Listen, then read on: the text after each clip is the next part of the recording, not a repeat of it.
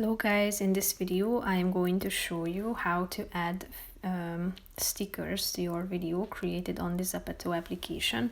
But first I just want to mention, don't forget to subscribe to my channel, because at 10,000 subscribers I am going to show you my whole YouTube revenue statistics and growth strategy, how to make money online. Now let's jump into it.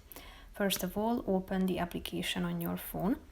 After that you should tap on this emoji or smiley button that you can find on the right side. That's the sixth option.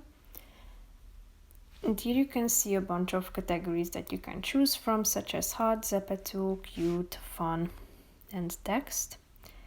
So if you would like to insert any of these stickers, just tap on the relevant one and it will be added to your screen. You can make it bigger or smaller and place it within the screen. So tap on it and drag it to the place where you would like to add it. So add as many as you would like to, like this. And you can also get rid of it by tapping on it and dragging it into the bin. So that's pretty much it for this video, guys. See you in the next one. Bye bye.